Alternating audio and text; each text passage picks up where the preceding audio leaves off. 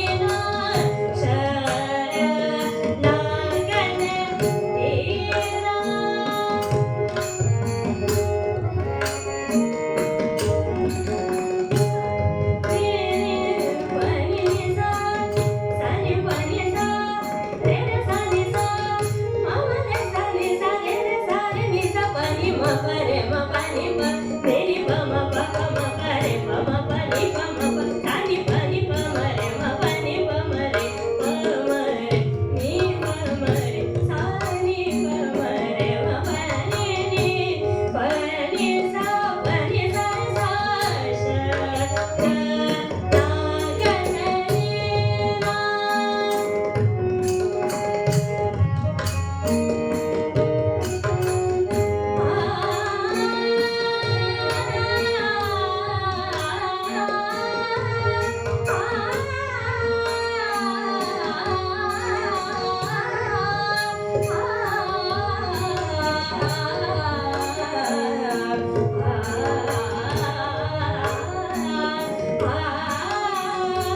ग ध नि रा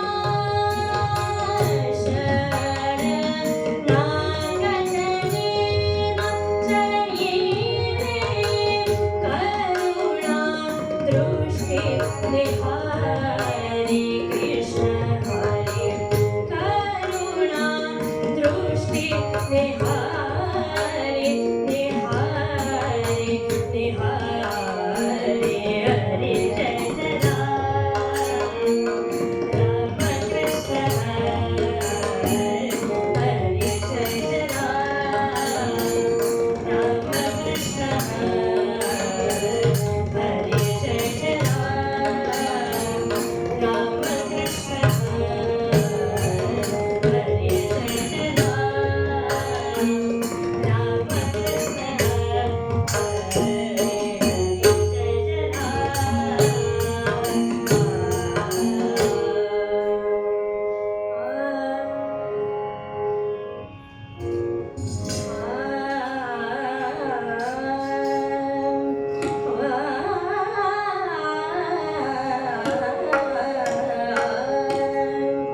रंगून गेलो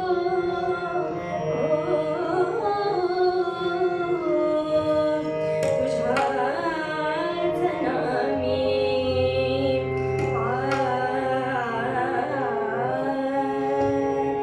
रंगून गेलो रंगून गेलो तुझ्याच नामी राम राम वरदा राम नामी तुझ्या रंगता राम नामी तुझ्या रंगता राम नामी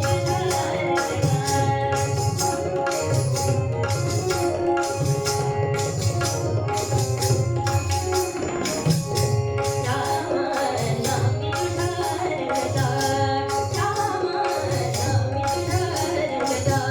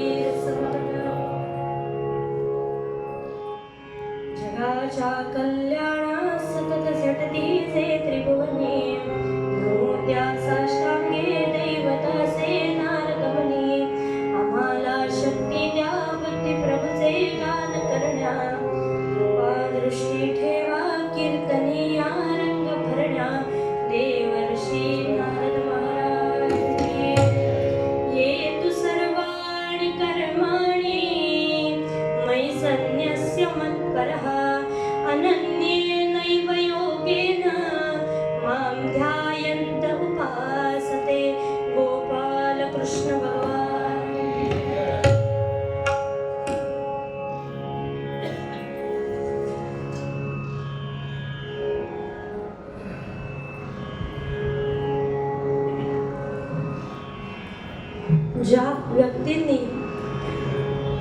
माझं बोट धरून मला कीर्तनाला उभं केलं, आज संकेत दादा माझ्या समोर आहे, ज्यानं माझ्या पहिल्या कीर्तनाची साथ केली. नवरात्राचाच घटस्थापनेचा दिवस होता. सुमारे 11वी किंवा 12वी या शालेय जीवनात, कॉलेज जीवनामध्ये मी नुकती गाण्याच्या परीक्षा देत होते आणि या व्यक्तीने मला सांगावं की सायली, आज नाही तर पुन्हा कधीच नाही अशी संधी आहे. अतिशय तापाने फडफडले होते. सरांना एक फोन केला, सर मला कीर्तन करणं शक्य नाही, माझ्या अंगात ताप आहे, मला तुम्ही जे दिलंय ते वाचायची सुद्धा ताकद नाहीये. फोन ठेवल्याच्या 10 मिनिटांनी सर दारात उभे होते आणि सरांनी इतकंच सांगितलं, तुला वाचायचे त्राण नाही आहेत पण माझ्यात त्राण आहेत ना, तुला वाचून दाखवायचे. त्या माणसाने पहिल्या कीर्तन स्वतः मला वाचून दाखवलं. माझ्या सगळ्या कीर्तनाची तयारी करून घेतली आणि स्वतः माझ्या झांजेच्या साथेला सर बसले आणि आज त्यांच्या स्मरणार्थ कीर्तन, खरं तर आम्हीच आयोजित केलेल्या कीर्तनामध्ये ही श्रद्धांजली, सरांना कीर्तनरूपी श्रद्धांजली देणं. जे त्यांनी दिलं ते त्यांना, त्यांच्या स्मृतींना उजाळा देण्यासाठी, जे त्यांनी शिकवलं, जो पाठ त्यांनी दिला तो त्यांच्या समोर सादर करण्यासाठी उभी आहे.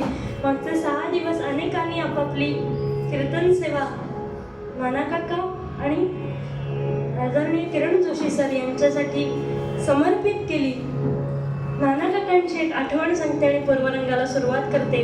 खरं तर आदरयुक्त भीती होती.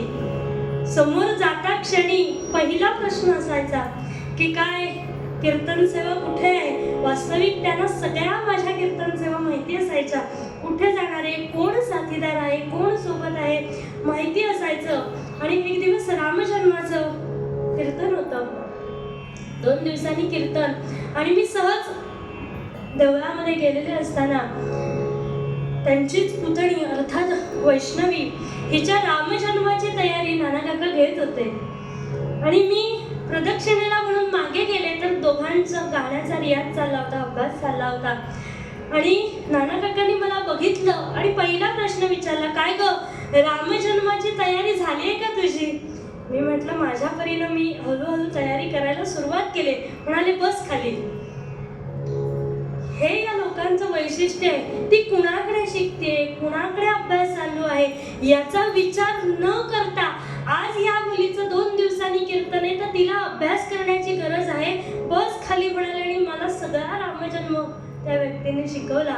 असे माझ्यासाठी अतिशय आदरणीय पूजनीय असणारे नाना काका आणि अर्थातच किरण जोशी सर यांच्या स्मृतीप्रित्यर्थ असलेल्या या कीर्तनमालेमध्ये, अर्थात या सप्ताहातलं हे शेवटचं कीर्तन करण्यासाठी मी आपल्यासमोर उभी आहे.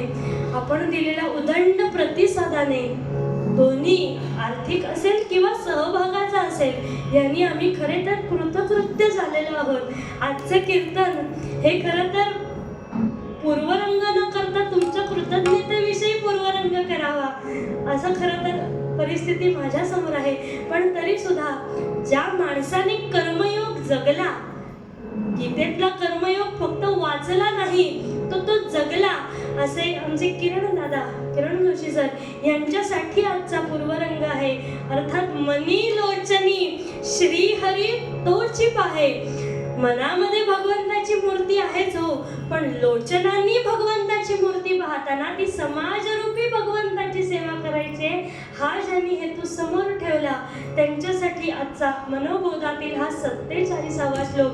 मनी लोचनी श्रीहरी तोची पाहे जगी. समर्थाने फार सुंदर शब्द वापरला, जाणता भक्त हो हो निराहे, गुणी प्रीती राखी क्रमो साधनाचा, आणि जगी धन्य तो दास सर्वोत्तमाचा. जय जय रघुवीर समर्थ. भगवंतानी आपलं म्हणावं. ज्याप्रमाणे संतांना भगवंतानी उचलून घेतलं आपल्या प्रमाणे केलं, त्याप्रमाणे भगवंतानी आम्हाला करावं, आम्हाला आपलंसं करावं, यासाठी समर्थ आम्हाला पहिल्याच ओळीमध्ये मोठा संदेश देतात. कसंही ही लोक ना सूत्राने बोलतात, एक लहानसं वाक्य बोलतात, पण त्यामध्ये गर्भित अर्थ लपलेला आहे. या न्यायानं समर्थ एक ओळीत म्हणाले, काय करायचंय? भगवंताची प्राप्ती करायची. भगवंत तुम्हाला हवाय तर एकच गोष्ट करा, मनी आणि लोचनी श्रीहरी तोची पाहे. म्हणायला वाक्य सोपं आहे हो, पण मनी आणि लोचनी भगवंत पाहणं आपल्याला शक्य नाही. आपल्याकडे पूर्वी सोवळ्याचा स्वयंपाक करायची सवय होती. खरंय ना, आज माझ्यासमोर अनेक माझ्या माता भगिनी बसल्या आहेत. हा सोवळं काय ते ह्यावर बोलायचं नाहीये, पण पूर्वीच्या काळी स्त्रिया सोवळ्याने नैवेद्य करायच्या आणि त्याप्रमाणे एका गृहिणीनं काही पक्ष आहे, सणवार आहे म्हणून ठरवलं की आज आपल्याला सोवळ्याने स्वयंपाक करायचा आहे. आणि म्हणून सोवळ्याने स्वयंपाक करण्यासाठी तिनं आपली आंघोळ केली आणि ते सोवळ्याची एक साडी ठेवलेली असते, सगळ्या स्त्रियांची ते वस्त्र ठेवलेलं असतं. आणि म्हणून ती साडी नेसली आणि मग लक्षात आलं, अरेच्या, आपलं 2 वर्षाचं बाळ आहे, ते त्याला खाऊ पिऊ घालूया, त्याचं सगळं आवरूया, त्याला झोपवूया, म्हणजे पुढचे 2 तास काही हे बाळ उठणार नाही आणि माझा सगळा सोवळ्याचा स्वयंपाक पूर्ण होईल. म्हणून ती त्या मुलाला छान खाऊ पिऊ घालते, त्याचं सगळं अंग आवरते आणि ह्याला झोपवते आणि म्हणते आता 2 तासांची निश्चिती झाली. पण ही बाळं पण काही कमी नाहीत हो. आई सोवळ्याच्या स्वयंपाकाला लागली मात्र आणि 15 मिनिटांनी हे बाळ उठून जागं झालं आणि आई मला घे, आई मला घे म्हणून रडायला सुरुवात केली. का बाळ एवढं रडतंय म्हणून आई बघायला गेली आणि लक्षात आलं की बाळ झोपेतून जागं झालंय. पण आता जागं झालेल्या बाळाला कडेवर घेणार कसं? कारण मी आहे सोवळ्यात आणि ते आहे ओव्यात. हे लक्षात आल्यावर बाजूची शेजारीण धावत आली. खरी शेजारीण असेल तर धावत येते. शेजारीण धावत आली आणि शेजारणीनं विचारलं, का ग बाळ तुझा एवढा रडतो का? काय झालं त्याला एवढं रडायला? म्हणाली, अगं असं असं झालंय, मी आहे सोवळ्यात आणि ते आहे ओव्यात, मी त्याला आता काही घेऊ शकणार नाही. ती म्हणाली, एवढंच ना, तुझ्या समोर चिंता एवढीच आहे ना, मी एक काम करते, त्याचे सगळे कपडे नवरा माझा बस अजून नको त्याचे सगळे कपडे उतरवते. आता हा झाला की नाही सोहळ्यात, आता हा सोहळ्यात आला की नाही, आता तू त्याला कडेवरती घे आणि मग स्वयंपाक कर. ती म्हणाली, अगं बरोबर आहे, याचे सगळे कपडे, ओव्याचे सगळे कपडे काढल्यावर हा पूर्ण खऱ्या अर्थाने हा सोहळा झाला. आणि मग त्याला कडेवरती आईनं घेतला आणि स्वयंपाक केला.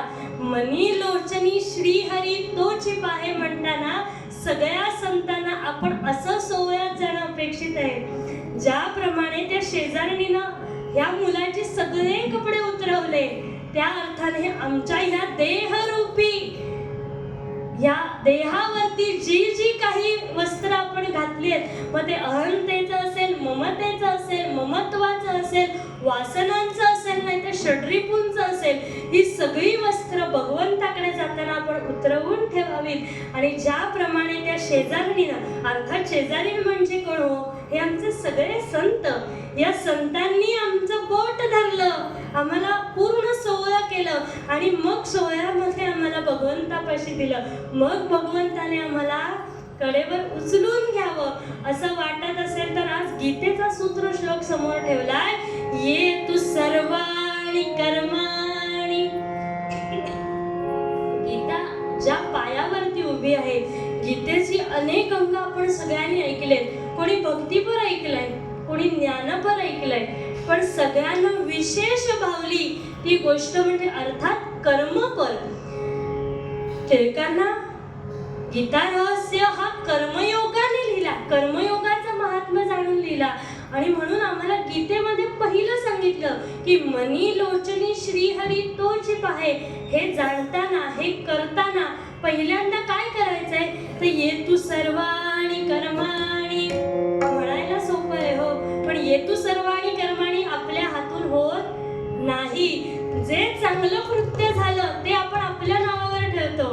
आणि वाईट कृत्य झालं की ते भगवंतापाशी ठेवतो. त्यामुळे सर्व कर्मांचं ममत्व आपल्याला कुणाकडे द्यायचंय तर भगवंताकडे द्यायचंय. आणि म्हणून समर्थ पहिल्या वहीत म्हणतात मनी लोचनी. आता मनी भगवंत बघणं शक्य आहे हो. आपण म्हणतो की हृदयस्थ परमेश्वर ईश्वर सर्व भूतानां हृदयेषु तिष्ठती. पण आम्हाला वेडलंय कशाने? सगळं कर्म ज्या वेळेला आम्ही भगवंताला अर्पण करतो त्यावेळेला सगळ्यात महत्वाचे मध्ये येतात ती माया. भ्रामयं सर्वभूतानि यंत्रारूढानि मायया असं गीतेने म्हटलं. या मायेनं आम्हाला इतकं भ्रमित केलंय, या मायेनं आम्हाला इतकं वेढलंय की आम्ही आमच्या कर्मापासूनच दूर जायला लागलो. कर्मसन्यास गीतेने सांगितला पण तो कर्मच सोडून द्यावं असं सांगितलं नाही. आम्ही कर्मसन्यास आमच्या परीने घेतोय पण गीतेला भगवंतांना हा कर्मसन्यास अपेक्षितच नाहीये. स्वामी वरदानंद भारती त्यांच्या एका प्रवचनात म्हणाले मनुष्य 3 प्रकाराने जगतो म्हणाले. या मायेनं आम्हाला कसं वेढलंय आणि आम्ही या कर्मापासून कसे दूर जातो तर ही माया आम्हाला 3 गोष्टींनी अडकवून ठेवते. म्हणाले असं गृहीत धरा की 3 शाळेत जाणारी मुलं आहेत. 3 शाळेत जाणारी मुलं आहेत. त्यातल्या एका मुलाला असं वाटतंय आज रविवारचा दिवस आहे. एका मुलाला असं वाटतंय की आज आपण पोहायला जाऊया. छान रविवार आहे आपण पोहायला जाऊया. दुसऱ्या मुलाला असं वाटतंय नको नको पोहायला नको पाणी नको आपण छान अभ्यास करूया किंवा कीर्तनाला जाऊया. आहे चित्पावन ब्राह्मण संघात तर छान कीर्तनाला जाऊया. आणि तिसरा म्हणतो छे छे कीर्तन वगैरे नको अभ्यास वगैरे नको आपण छान क्रिकेट खेळायला जाऊया. माणसाच्या ह्या 3च वृत्ती आहेत हो. एकाला वाटतंय पोहायला जाऊया, दुसऱ्याला वाटतंय खेळायला जाऊया आणि तिसऱ्याला वाटतंय आपण अभ्यास करायला जाऊया कीर्तन ऐकायला जाऊया. मग ह्यांचा काही निर्णय होत नाही. 3 जण जमले की कधीच निर्णय होत. आता ते कुठे ते लागू करा. पंढरीनाथ महाराज की. त्याप्रमाणे तिघांचा काही निर्णय होईना. ते म्हणाले आपण एक काम करूया आपण छाप किंवा काटा करूया. आता इथंच गंमत आहे हो. एक जण म्हणतो हे बघ छाप पडला तर क्रिकेट खेळायला जायचं, काटा पडला तर पोहायला जायचं आणि नाणं जर उभं राहिलं तर कीर्तनाला जायचं. पंढरीनाथ महाराज की. मनुष्य कर्मापासून पळायचा असा प्रयत्न करतो. नाणं कधी उभं राहणार आहे का हो? अगदी कमी परिस्थितीमध्ये नाणं उभं राहतं. आपल्या सोयीनुसार आपण आपल्या कर्मसन्यास कर्मफळ संन्यास आपण आपल्या सोयीप्रमाणे बघतो. पण भगवंत सांगतोय की तुम्ही केलेला प्रत्येक कर्म ज्या वेळेला मला अर्पण कराल तो खऱ्या अर्थानं योग होईल. म्हणून कालपासून अनेक जण जनाबाईंचं उदाहरण देत आहेत. पण जनाबाईंचं श्रेष्ठत्व कुठे आहे हो? सगळ्यांना ओव्या माहिती आहेत. पण प्रपंच आणि परमार्थ देह प्रपंचाचा दास आहेच पण तिथं प्रपंचाचा दास असताना तिथं भगवंताला आणण्याची ताकद फक्त जनाबाईंच्या हातात होती. म्हणून जनाबाई सांगतायत सुंदर माझे जाते गे सुंदर माझे जाते गे तिरे गे भवनते. सुंदर माझे जाते गे तिरे गे भवनते. ओव्या गाऊ कौतुके तू ये रे विठ्ठला. ओव्या गाऊ कौतुके तू ये रे विठ्ठला.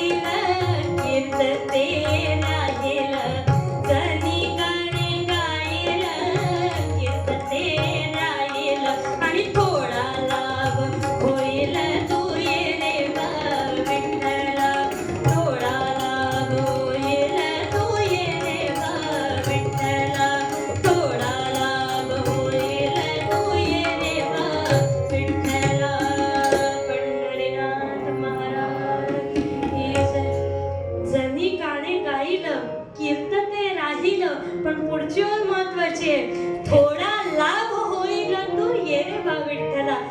भगवंता, नामयाची दासी म्हणून माझ्या वाट्याला कर्म कुठलं आलंय की दळिता कांडिता मला दळायचं आहेच, पण ह्या दळण्यासाठी या प्रपंच रूपी जात्यासाठी मला परमार्थ रूपी तुझा हात मला हवाय. गोंदवलेकर महाराज म्हणायचे, नाव नदीत असली पाहिजे, पण नदीतलं पाणी नावेत असता कमा नाहीये. बहिणाबाई म्हणाल्या, प्रपंची असूनी प्रपंचा अतीत. गीता म्हणाली, पद्मपत्र मिवांबसा. प्रपंचात राहायचंय, पण कसं तर कमळाच्या पानासारखं. कमळ लक्षात ठेवायचं बरं का, कमळाच्या पानासारखं. ज्याप्रमाणे कमळ तलावात आहे, पण त्या तलावातला चिखल त्या कमळाला लागत नाही. प्रपंचात सुख दुःख असू देत ना, सुखस्य दुःखस्य नकोपि दाता परो ददाति इति कुबुद्धिरेषा. त्यामुळे जे काही माझ्या वाट्याला येणार आहे ते करणं हे माझं कर्मच आहे, माझं कर्तव्यच आहे. त्या कर्तव्यापासून मी जर बाजूला जायला लागले तर मी भगवंताची प्रिय होणार नाही. आणि म्हणून ह्या कर्म करता करता भगवंता तू माझ्या जोडीला ये. आणि अर्थात आपल्या सगळ्यांना प्रसंग माहितीये, पण इथं संत किंवा भगवंत कुणाला दृष्टी देत आहेत? आपल्याला सगळ्यांना तो गोऱ्यांचा प्रसंग माहितीये, जनाबाईंचा, की ज्या वेळेला दोघींची भांडणं झाली, त्या शेजारणीचं आणि जनाबाईंचं भांडण झालं. संत भांडत नसतात हो कधी, भांडतो आपण. माऊलींना इतका त्रास दिला, पण माऊली म्हणाला नाही, जे कलांची व्यंकटी सांडतो तया सत्कर्मी रती वाढो, असंच माऊली म्हणाल्या. त्यावेळेला जनाबाई वाद घालत नव्हत्या. जनाबाईंच्या डोळ्यामध्ये अश्रू होते, डोळ्यामध्ये अश्रू होते. आणि त्या सांगत होत्या की ह्या सगळ्या गोऱ्या, ह्या सगळ्या शेण्या कुणाच्या आहेत? माझ्या आहेत. पण ती शेजारी म्हणते, नाही नाही, या सगळ्या गोऱ्या माझ्या आहेत. आणि ह्याचा न्याय निवाडा करायला कुणाला बोलावलंय हो? भगवंतानी कुणाला प्रेरणा दिलीये? तर संत कबीरांना प्रेरणा दिलीये. म्हणजे जे निर्गुणाचे उपासक आहेत, ज्यांना निर्गुण हेच श्रेष्ठ वाटतंय, त्यांना सगुणाची महती कळावी यासाठी तिथं संत कबीरांना पाठवलंय. आणि कबीर महाराज जनाबाईंना शोधत आलेत पंढरपुरात. भगवंतानी दृष्टांत दिलाय की तुला नाही ना सगुणाचं महत्व कळते, तुला नाही ना सगुणाचा आनंद कळते, तू एक काम कर, तू पंढरपुरामध्ये जा आणि पंढरपुरामध्ये संत जनाबाई म्हणून आहेत, त्यांना जाऊन भेट. म्हणून त्यांचा पत्ता शोधत शोधत कबीर आलेले आहेत आणि या दोघींची भांडणं बघतायत. त्यांना अजून माहिती नाहीये की आपल्या एक जनाबाई आहेत आणि ह्या शेजारणीनं बोलावलंय. म्हणते, हे बघा, तुम्ही या गावातले दिसत नाही. ज्या अर्थी तुम्ही गावातले नाही, त्या अर्थी तुम्ही आम्हाला योग्य न्याय करू शकाल. कारण न्यायाधीश बाहेरचाच असतो ना हो, बरोबर ना? गावातला असला तर तो भेदभाव करील. म्हणून म्हणाले, जो न्यायाधीश आहे तो बाहेरचा असावा. त्यामुळे तुम्ही गावातले दिसत नाही. मला असं म्हणायचंय की ह्या सगळ्या गोऱ्या माझ्या आहेत. आणि जनाबाई म्हणतात, नाही हो, या सगळ्या गोऱ्या माझ्या आहेत, मी माझ्या हाताने थपलेले आहेत. आता कबीरांना प्रश्न पडला, याचा न्याय निवाडा करायचा कसा? आणि अर्थात जनाबाईंनी उत्तर सांगितलं आहे, काही काळजी करू नका, प्रत्येक गौरी कानाला लावून बघा, त्या प्रत्येक गौरीतून विठ्ठल विठ्ठल नाम येतंय की नाही बघा. आणि ह्या ज्या गौऱ्यातून नाम येतंय ती गौरी माझी आहे. आणि काय हो, कबीरांना विश्वासच पटेना. म्हणाले, ही सामान्य बाई मला एवढं मोठं तत्वज्ञान कसं काय सांगू शकते? कबीर म्हणाले, जाती न पूछिए साधू की, पूछ लीजिए ज्ञान. मला ती कोण सामान्य असेल, पण ती ज्या अर्थी म्हणते त्या अर्थी मला बघायला हवं, तुमच्या भाषेत चेक करायला हवं.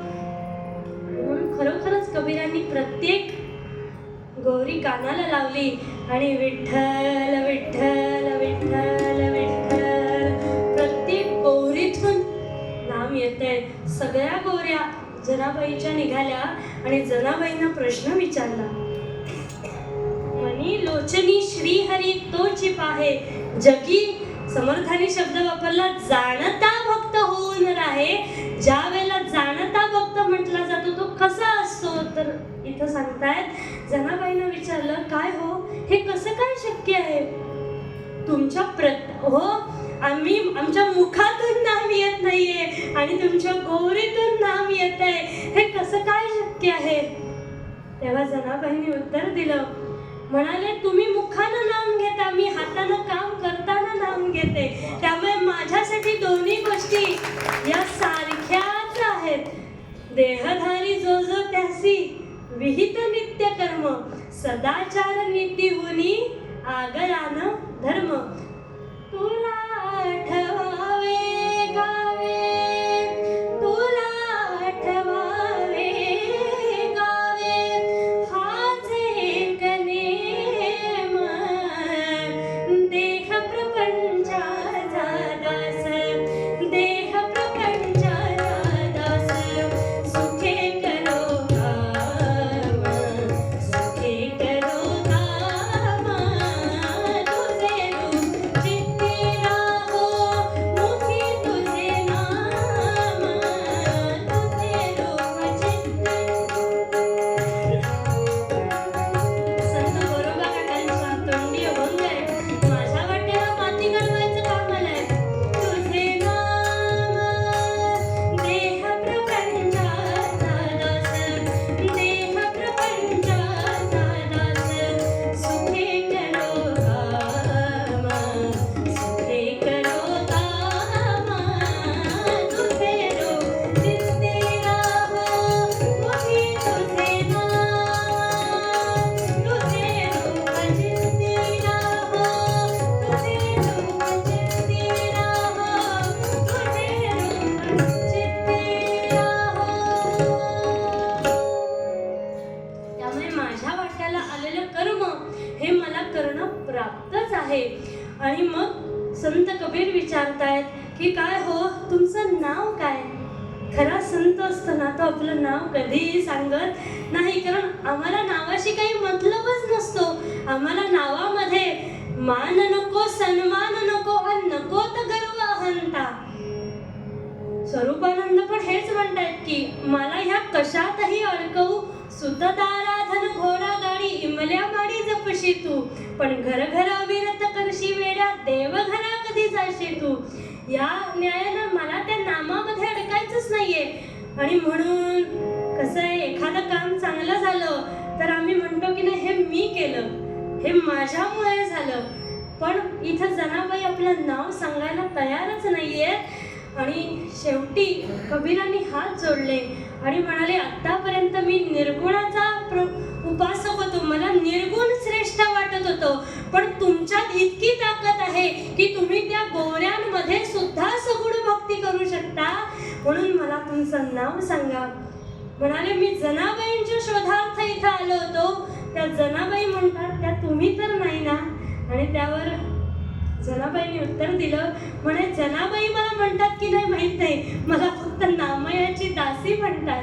हा श्रेष्ठ भाव आहे हो, संतांचा हा भाव आहे की माझं नाव कुठेही नको. आज आपण इतक्या देणगीदारांची नावं घेतली, पण मला सांगावंसं वाटतं की अनेक लोकांनी सांगितलं की माझं नाव सांगू नका. हा खरा कर्मयोग आहे हो, की एखादी गोष्ट करावी आणि ती केली हे सुद्धा सांगू नये. सगळा कर्मयोग 2 शब्दांमध्ये भरलेला आहे, मी केलं. पहिल्यांदा त्यातला मी सोडायचा. बघा नीट लक्षात द्या, संध्याकाळची वेळ आहे म्हणूनच ठेवलेली आहे कीर्तनाची. मी केलं, पहिल्यांदा मी केलं म्हटलं मी सोडायचा, म्हणजे काय राहिलं? केलं. आणि दुसरं केलं सोडायचा, म्हणजे काय राहील? काहीही राहणार नाही. ये तू सर्वाणि कर्माणि मयि संन्यस्य मत्परः. मी सोडायचं म्हणजे हे कर्म मी केलं नाही आणि दुसऱ्यांदा मी केलं, माझ्याकडनं हे झालं, हे सोडायचं. आणि असं कोणी केलं? अर्थात कर्मयोग सांगणं आजचा हाच उद्देश आहे. नाना काका आणि किरण जोशी सरांनी सांगितलं कमी आणि केलं जास्त. त्यांच्यासाठी हा कर्मयोगच सांगणं योग्य आहे. कारण 6 दिवस वेगवेगळे विषय झाले. कोणी भक्तीपर बोललं, कोणी राष्ट्रीय बोललं, कोणी ज्ञान सांगितलं, कोणी सद्गुरू सांगितले, कुणी षड्रिपू सांगितले. पण या सगळ्यामध्ये राहिलेला विषय एवढाच होता. कसं आहे, जो शेवटचा कीर्तनकार आहे त्याची जबाबदारी आहे हो, त्याने सगळ्याचं सार सांगितलं पाहिजे. समर्थ म्हणाले सार ते शोधून घ्यावे. या न्यायानं ह्या सगळ्याचं सार कुठे आलं तर ह्या दोघांनी जे कर्म केलं ते कर्म त्यांनी आपल्या आराध्य दैवत आपल्या गणपतींच्या चरणाशी, भगवंताच्या चरणाशी अर्पण केलं. त्याचं कुठेही ममत्व स्वतःकडे घेतलं नाही. त्यामुळे समर्थ म्हणाले गुणी प्रीती राखी क्रमू साधनाचा. ज्या वेळेला आपण भक्ती मार्गावर किंवा परमार्थाच्या मार्गावरती सुरुवात करतो त्यावेळेला समर्थांनीच सांगून ठेवलं आधी करावे ते कर्म, कर्म मार्गे उपासना, उपासका सापडे ज्ञान आणि ज्ञाने मोक्षाची पावे. जय जय रघुवीर समर्थ. ज्याला नाम घ्यायला नाही जमते त्याने पहिल्यांदा आपल्या कर्माने सुरुवात करावी. आपलं छोटं छोटं कर्म करायला सुरुवात करावी आणि त्या कर्माचा मग वटवृक्ष करावा. हे या दोघांनी केलं म्हणून आज हा पूर्वरंग समोर ठेवला. आणि यासाठी सर्वात श्रेष्ठ उदाहरण अर्थातच आपण गीतेचं म्हटलं. गीतेशिवाय दुसरा कर्मयोग सांगणं आणि आज द्वादशीचा दिवस आहे त्यामुळे हा कर्मयोग सांगितला गेलाच पाहिजे. उभं कोण आहे हो लढायला? कौरव पांडव उभे. अनेक प्रसंग या महाभारतातले आपण ऐकतो पण मला आवडलेला एकच प्रसंग या महाभारतातला जो महत्वाचा आहे तेवढा सांगते आणि पूर्वरंग संपवते.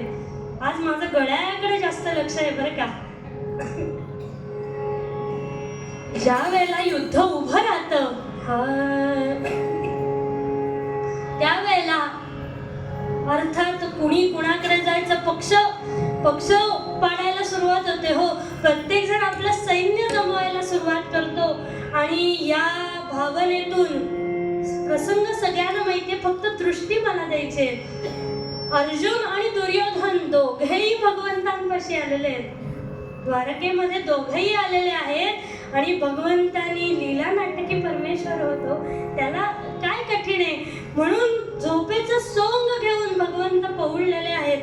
ज्यांनी लॉकडाऊन मध्ये महाभारत बघितलंय त्यांना हा प्रसंग आठवेल. पंढरीनाथ भगवंत पहुडले, झोपेचं नाटक केलंय. दुर्योधन आत आलाय. या कृतीवरूनच कळतो हो भक्त कोण आणि अभक्त कोण ते. दुर्योधन आत आलाय पहिल्यांदा आणि 2 जागा कृतीवरून कळतोय हो भाव काय येतो. एक जागा डोक्याशी आणि एक जागा सुजाणा श्रोते असते की काय.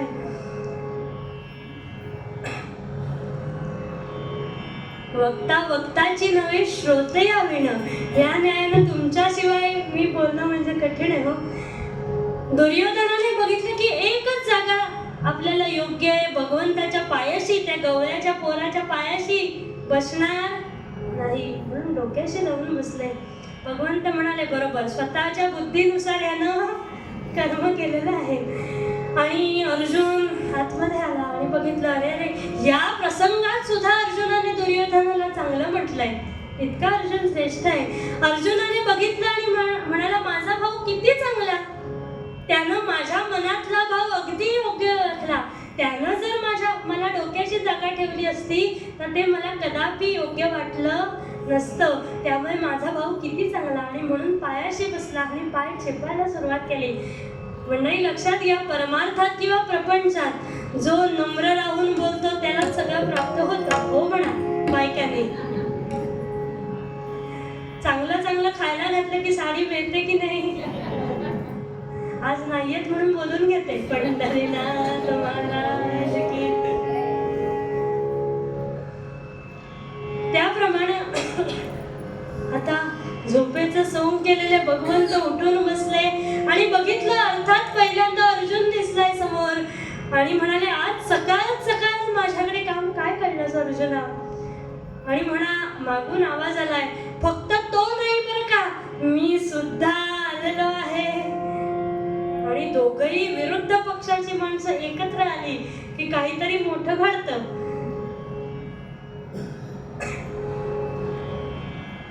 भगवंत विचारतायत दोघांचं येण्याचं प्रयोजन काय. म्हणाले अर्थात पक्ष कोण कोणाकडे जाणार एवढंच फक्त मागायला आलोय.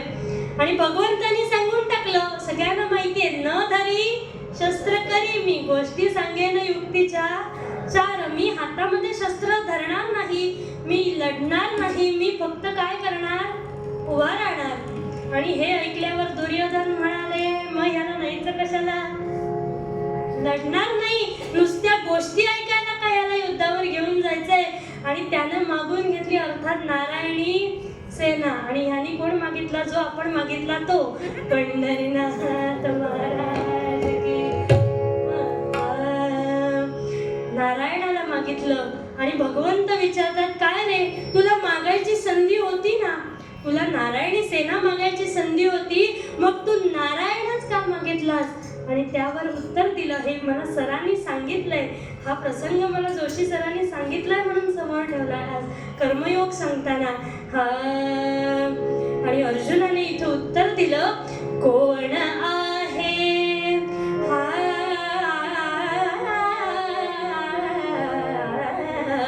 कोण आहे आम्हास सहाय्यकारी, कोण आहे हो, कोण आहे हो, कोण आहे आम्हास सहाय्यकारी, तुझा आहे भरवसा भारी, तुझा आहे भरवसा भारी.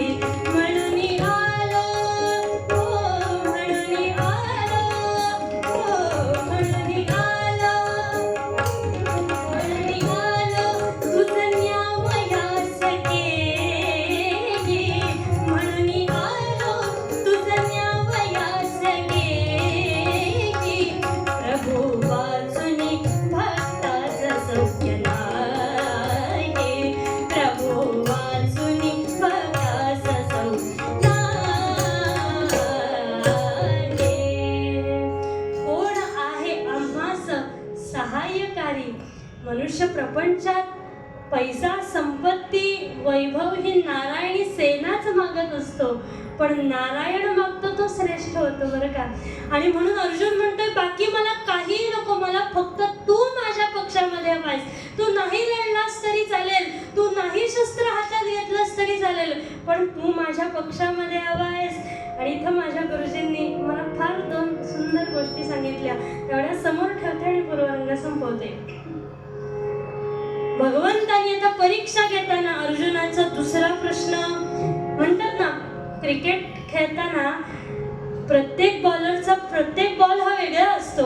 पहिल्यांदा एकदा बघता म्हणून परीक्षा घेतली की काय बाबा भाव आहे ह्याचा, आणि दुसऱ्यांदा परीक्षा घेताना आता हा दास म्हणून किती योग्य आहे म्हणून परीक्षा घेतली. आणि आता भगवंत म्हणतायत, अब हार निश्चित है तेरी, नीट लक्ष द्या बरं का, अब हार निश्चित है तेरी, तू हरपल रहेगा उदास. काय भगवंत म्हणाले, अब हार निश्चित है तेरी, तू हरपल रहेगा उदास. माखन ले गया दुर्योधन और छाछ बची तेरे पास. हे ऐकलं, पण अर्जुन सुद्धा कमी नाहीये हो, अर्जुन सुद्धा श्रेष्ठ भक्त आहे. अर्जुनाने तात्काळ उत्तर दिलं, अब जीत निश्चित है मेरी, अब जीत निश्चित है मेरी, दास कभी नहीं हो सकता उदास. माखन लेकर क्या करूं जब माखन चोर है मेरे पास. गोपाल कृष्ण भगवान. आणि त्या माखन चोराची गरज लागली की नाही. माऊलीने वर्णन केलं, पायीकू पाठीशी घातला आपण पुढा राहिला. काय गरज होती हो, कर्मयोग भगवंतानी पहिल्यांदा स्वतः आचरला. वास्तविक रथाचे लगाम आपल्या हातात घ्यायची भगवंतांना गरज नव्हती. ज्याने सगळी सृष्टी निर्माण केली, ज्याने सगळी कर्म जन्माला घातली, त्या कर्मयोगी असलेल्या भगवंताला स्वतः लगाम हातात घ्यायची काय गरज होती. पण तरी सुद्धा आपल्या भक्तासाठी त्यानं लगाम हातामध्ये घेतला आणि का गीता सांगायची वेळ आली हो. स्वजनम हि कथम हत्वा सुखिन स्याम माधव. स्वजनांना कसं मारू हा जेव्हा अर्जुनाला प्रश्न पडला आणि अर्जुनाने आपली सगळी शस्त्र खाली टाकून दिली. वर्णसंकरो जायते किं नो राज्येन गोविंद किं भोगैर्जीवितेन वा. हे सगळं झाल्यावर मी ह्या राज्याचं काय करू. आणि त्यावेळेला भगवंताने सगळं ऐकून घेतलं बरं का. भगवंत सुद्धा उत्तम श्रवण करणारे होते. अख्खा पहिला अध्याय ऐकून घेतला, पुढचे 10 श्लोक ऐकून घेतले. काय बाबा तुझं म्हणणं आहे. हा, मला लढायचं नाही, माझे सगळे समोर स्वजन गुरु माझे नातेवाईक सगळे दिसतात, मला लढायचं नाही. बरं असं म्हणतोस, सगळं विसरू, सगळं हातातून धनुष्यबाण खाली टाकून ठेवला आणि हे सगळं ऐकून घेतलं आणि दुसऱ्या अध्यायामध्ये बोलायला सुरुवात केली. म्हणाले काय, अशोचा नन्वशोचत्वम. माऊलींनी वर्णन केलं की तुला देह मिळाला, देहाबरोबर तुझ्या वाट्याला कर्म आलेलंच आहे. त्यामुळे त्याच्यापासून जर तू करण्याचा प्रयत्न केलास तर तू योग्य भक्त ठरणार नाहीस. त्याला वाटत होतं हे सगळं आपल्यामुळे घडतंय. म्हटलं ना, कर्मयोग कुठे आहे सगळा. त्याला वाटतंय की हे सगळं माझ्यामुळे झालंय, माझ्यामुळे घडतंय. हा त्याचा मोह होता, हा त्याचा थोडासा अहंकार होता. पण हा अहंकार दूर करायला भगवंतांना 10 अध्याय लागलेत गीतेचे. 10 अध्याय लागलेत आणि 11व्या अध्यायात कळलंय अर्जुनाला.